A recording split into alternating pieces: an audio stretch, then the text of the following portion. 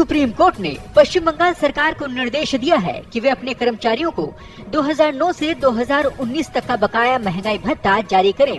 Justice Sanjay Karol और पीके मिश्रा की bench ने इसे कर्मचारियों का वैधानिक अधिकार करार देते हुए कहा कि आरोपीय नियमों के तहत परिलब्धियों की गणना के लिए डीए अनिवार्य है। कोर्ट ने कहा कि राज्य की वित्तीय क्षमता भत्ते से इनकार करने का वैध आधार नहीं हो सकती।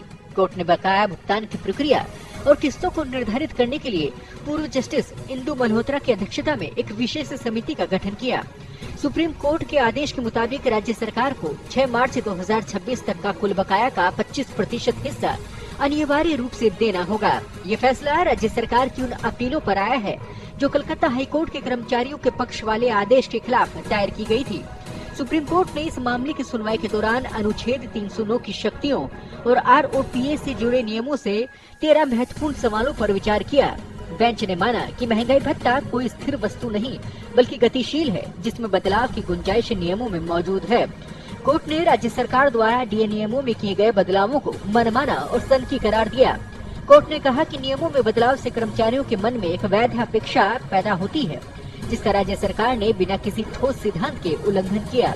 सुनवाई के दौरान राज्य सरकार ने वित्तीय तंगी का हवाला दिया था, जिसे अदालत ने पूरी तरह खारिज कर दिया।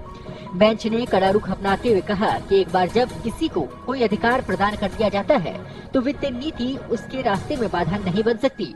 कोर्ट ने राज्य के उस तर्क को भी कल्पना की उपज बताया जिसमें केंद्र द्वारा शक्ति थोपने का दावा किया गया था।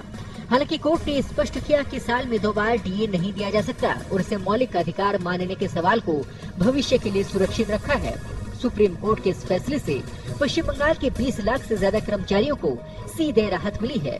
राज्य सरकार के अनुमान के मुताबिक इस आदेश के बाद उसे करीब 42,000 करोड़ रुपए का भुगतान करना होगा। कलकत्ता हाईकोर्ट ने मई 2022 में ही 3 महीने के भीतर भुगतान का आदेश दिया था, जिसे ममता सरकार ने सुप्रीम कोर्ट में चुनौती दी थी। अब सुप्रीम कोर्ट ने अपने अंतरिम आदेश को बरकरार रखते हुए 25% राशि के तत्काल भुगतान की समय सीमा 6 मार्च तय कर दी है।